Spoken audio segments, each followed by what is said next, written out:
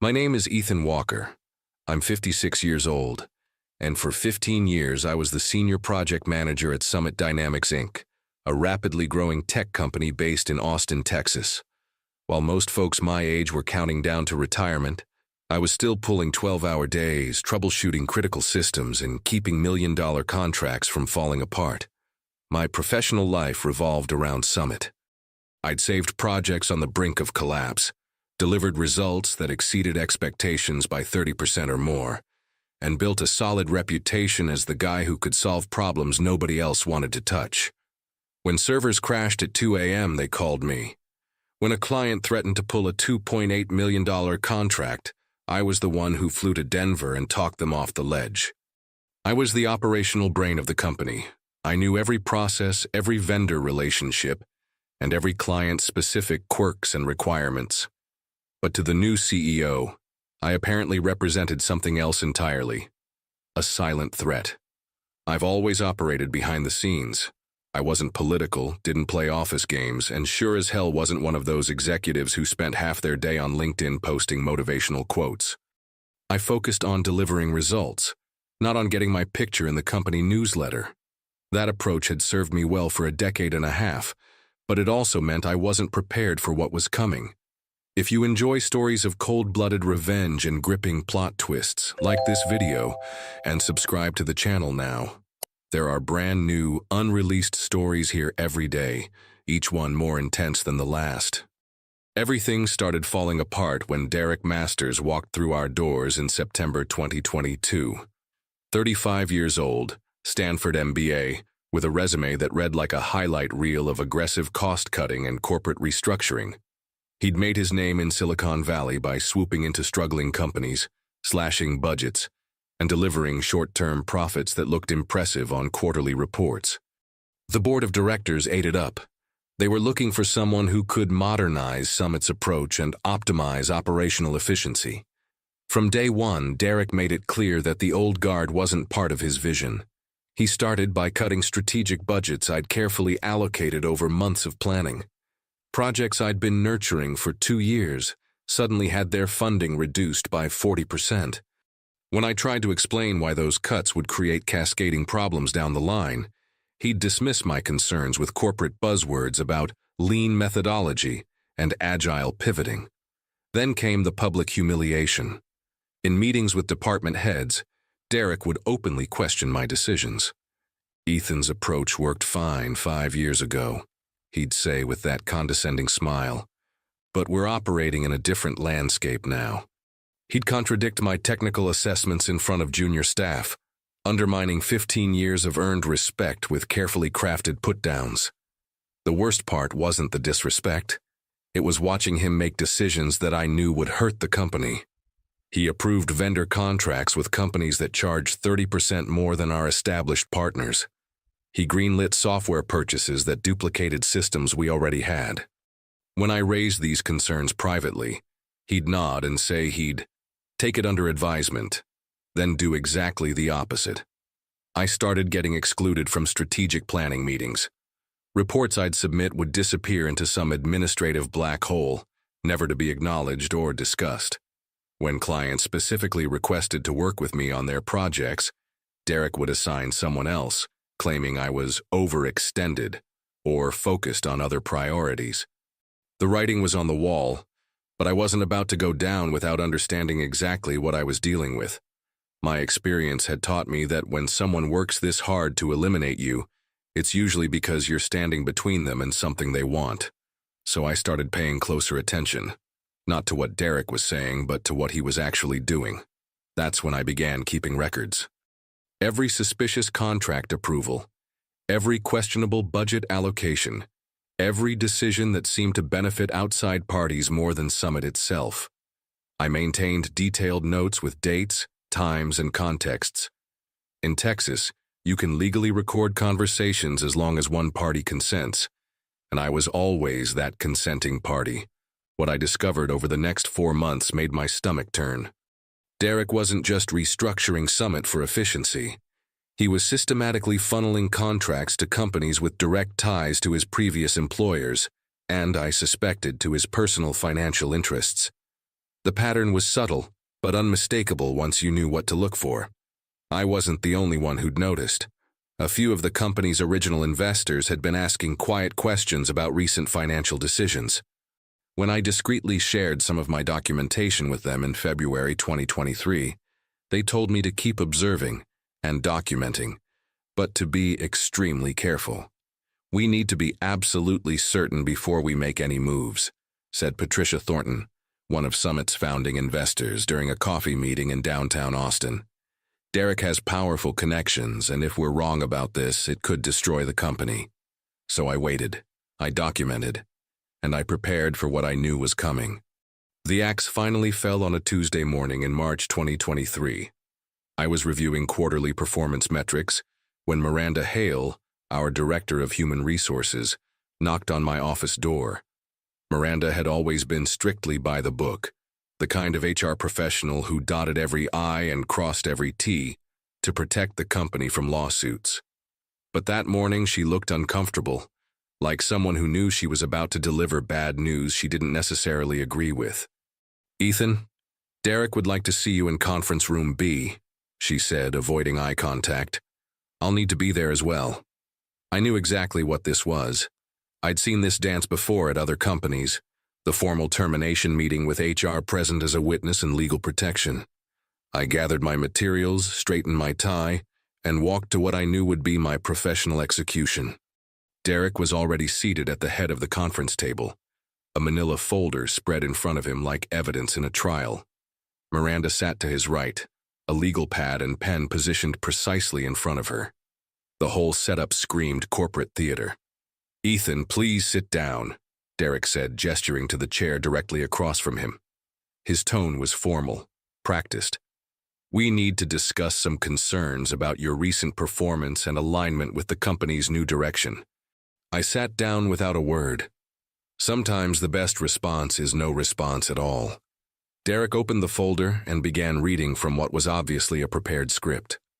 "Over the past several months, we've observed a pattern of resistance to new initiatives, failure to adapt to updated processes, and what frankly appears to be deliberate undermining of executive decisions." Each accusation was carefully worded to sound legitimate, while being impossible to definitively disprove. Classic corporate assassination, death by 1,000 paper cuts, all documented and HR approved. "Furthermore," Derek continued, "your recent project completion rates have fallen below acceptable standards, and several clients have expressed concerns about communication delays."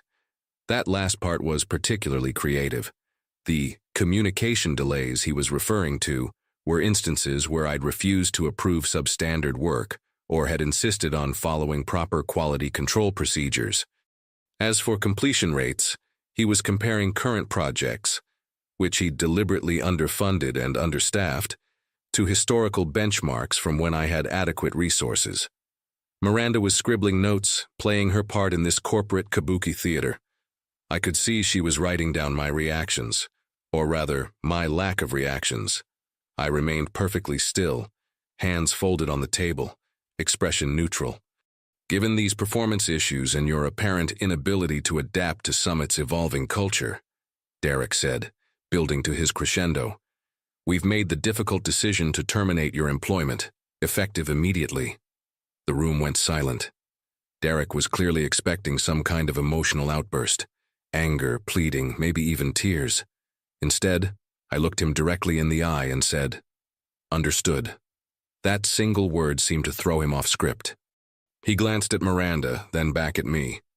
"We'll need you to clean out your office today. Security will escort you to collect your personal items." "Of course," I replied. "Will there be severance documentation to review?" Miranda cleared her throat. "You'll receive 2 weeks' pay and COBRA information for health insurance continuation. Given the circumstances, that's more than generous. 2 weeks' pay after 15 years of service. In Texas, they didn't legally owe me anything, so even that pittance was supposed to make me grateful." I nodded as if I found their offer perfectly reasonable. "Is there anything you'd like to say?" Derek asked, clearly fishing for something he could use against me later. Threats, accusations, anything that would justify their decision in case of legal challenges. I stood up slowly, straightened my jacket, and looked at both of them. "Good luck," I said simply. The confusion on Derek's face was almost worth the humiliation. He'd been prepared for anger, for desperate bargaining, for the kind of breakdown that would make him feel powerful and validated in his decision. Instead, I walked out of that conference room like a man heading to lunch. Security escorted me to my office, a final humiliation designed to send a message to the remaining staff. As I packed my personal items into a cardboard box, I could see colleagues watching from their cubicles, some with sympathy, others with the relief of survivors who'd avoided the latest round of cuts. But here's what Derek didn't know. I'd been preparing for this moment for months. Every important document I needed was already safely backed up to my personal cloud storage. Every email that mattered had been forwarded to my private account. Every piece of evidence I'd collected was organized and ready to deploy. As the security guard walked me to the parking lot, I felt something I hadn't expected, a sense of liberation. For the first time in months, I wasn't walking on eggshells, wasn't second-guessing every decision, wasn't wondering when the next shoe would drop. The waiting was over. Now the real work could begin. That afternoon, I called Patricia Thornton. "It happened," I told her. "They made their move." "And you have everything we discussed?" she asked. "Everything," I confirmed. "Financial records, email communications, vendor contracts, the whole paper trail." "Good," she said. "Derek just made the biggest mistake of his career. He thought removing you would eliminate the threat, but he actually just freed you to act without restraint." Over the next week, while Derek was probably celebrating his victory and planning his next moves, I was methodically building the case that would destroy him. The evidence I'd collected painted a clear picture of systematic fraud, inflated contracts with companies that kicked back money to Derek through consulting fees, budget manipulations that lined his pockets while starving crucial projects, and a pattern of decision-making that benefited him personally at Summit's expense. The beauty of it all was that I didn't have to do anything dramatic or illegal. I just had to organize the truth and present it to people with the power to act on it. Derek had been so focused on eliminating me as a witness that he'd forgotten the most basic rule of corporate crime. The evidence always tells the story, regardless of who's there to present it. Within 2 weeks of my departure, Summit Dynamics began experiencing what Derek would later describe to the board as unexpected operational challenges. But there was nothing unexpected about it. I'd seen this pattern before at companies where institutional knowledge walked out the door, along with experienced employees.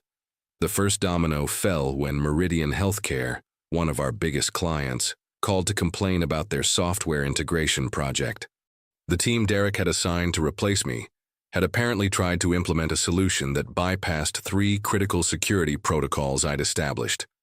When Meridian's IT director tested the system, it failed spectacularly, crashing their patient database for 6 hours.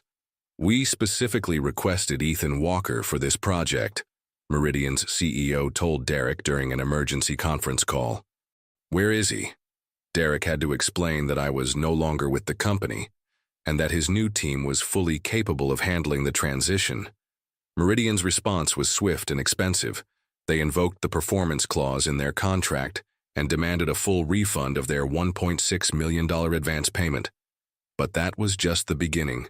The Phoenix Municipal Authority project, a $2.1 million contract to modernize their traffic management system, started showing critical flaws within days. The replacement team had missed a fundamental requirement about integration with emergency services communication. When the fire department couldn't override traffic signals during a 4-alarm warehouse fire, the story made local news and triggered a federal safety investigation. I wasn't sabotaging anything. I wasn't making anonymous phone calls or sending damaging emails. I was simply no longer there to catch the mistakes that inexperienced teams inevitably make when they're thrown into complex projects without proper guidance. Derek's response was predictably desperate.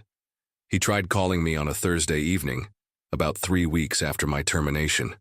I let it go to voicemail. His message was a masterpiece of corporate panic disguised as professional courtesy. "Ethan, this is Derek. I hope you're doing well.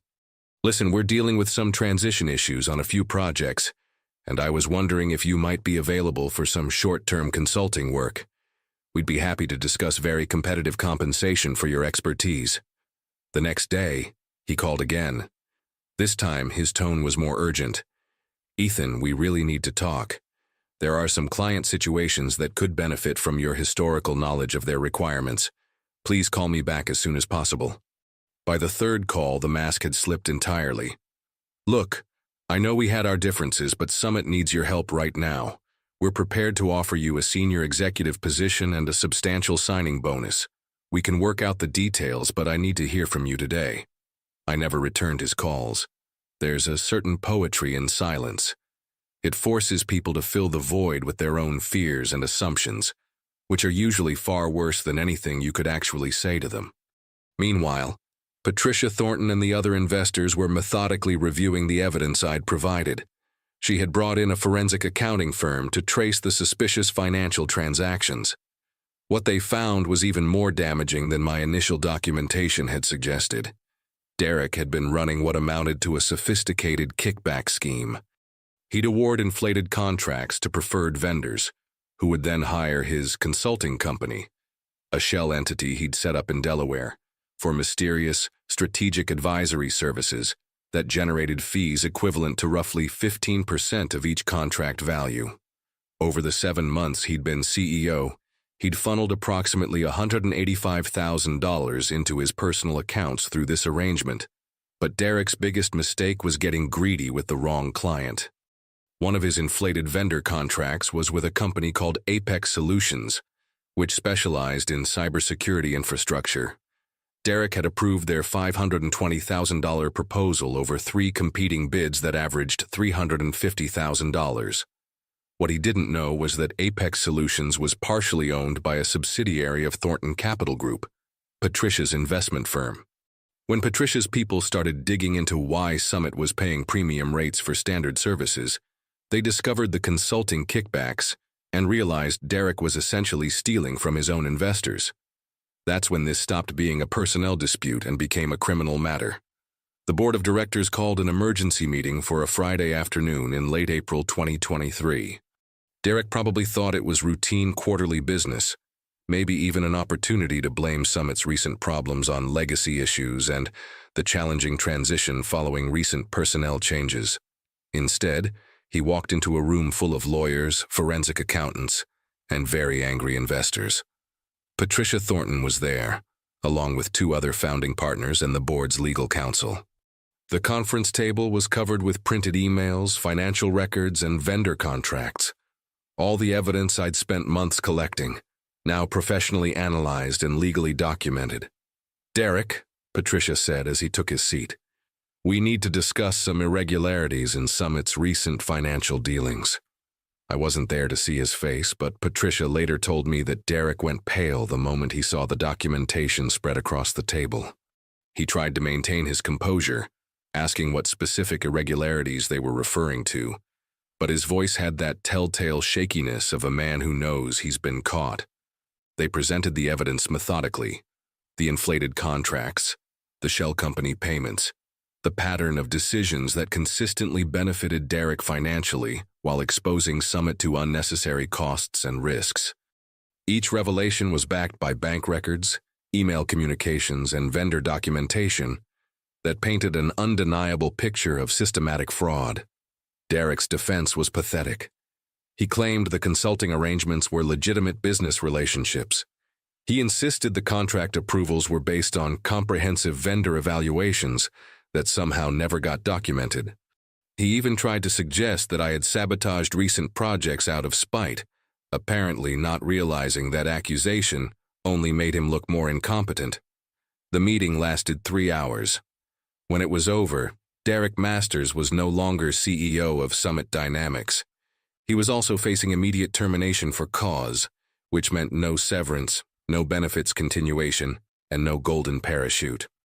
Worse, the board was referring the matter to both the Securities and Exchange Commission and the FBI's White-Collar Crime Division. Miranda Hale, his loyal HR director, didn't fare much better. The investigation revealed that she'd helped Derek structure several of the suspicious contracts and had ignored multiple compliance red flags. She was terminated the same day, also for cause, and also under federal investigation. That evening, Patricia called me at home. "Ethan," she said, "the board has a proposition for you." The board's proposition was straightforward. They wanted me back, not as senior project manager, but as chief operating officer.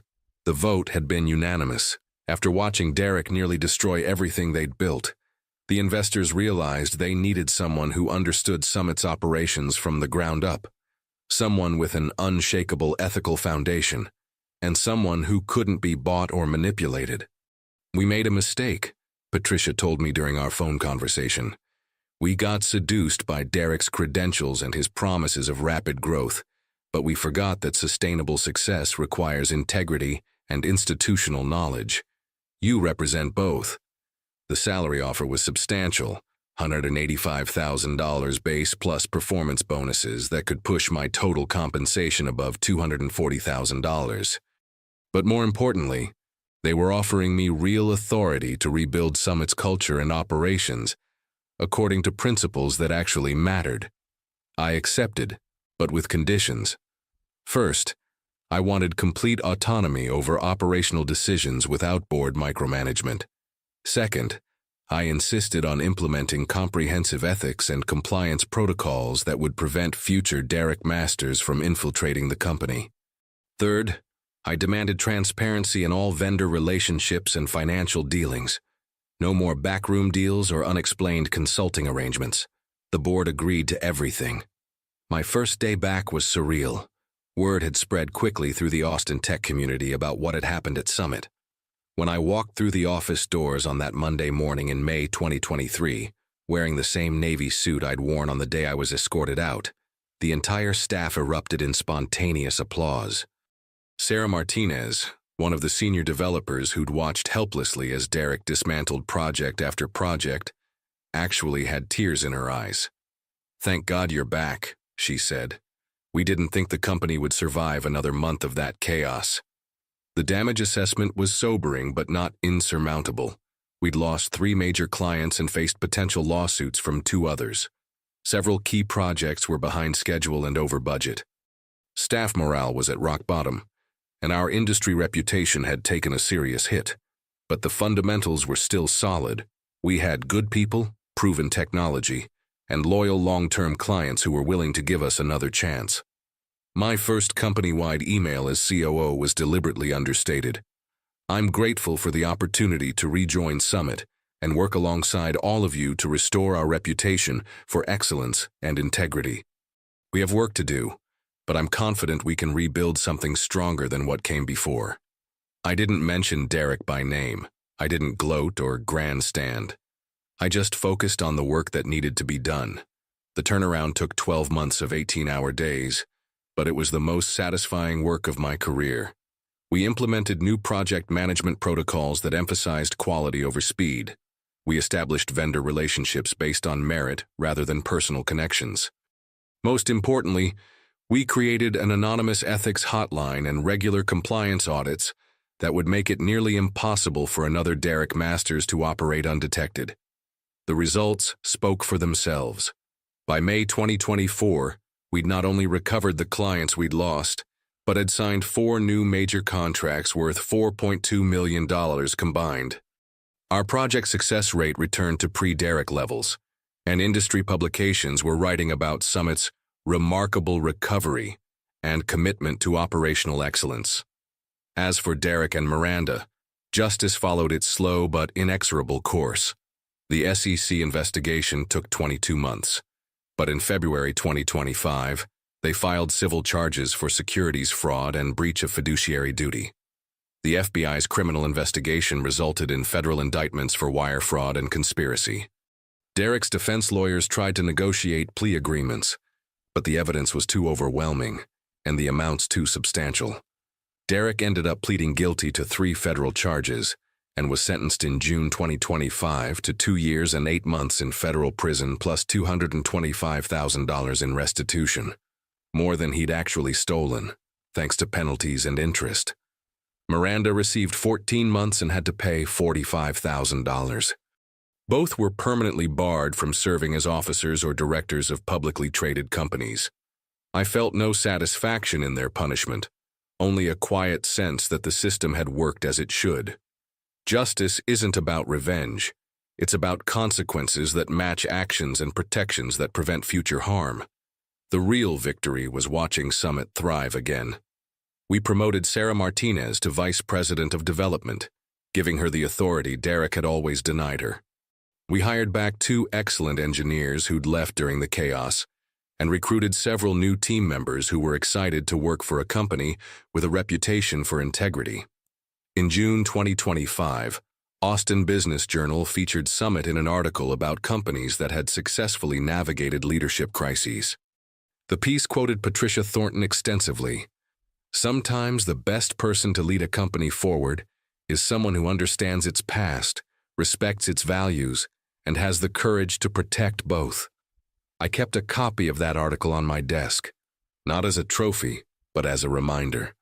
Corporate cultures are fragile things built over years but destructible in months. They require constant vigilance and the courage to stand up to people who mistake authority for wisdom, aggression for strength, and manipulation for leadership. Derek Masters taught me something valuable, though I doubt he intended to. Patience and preparation are more powerful than politics and posturing. The truth has its own timeline, and people who bet against integrity usually end up paying compound interest on their mistakes.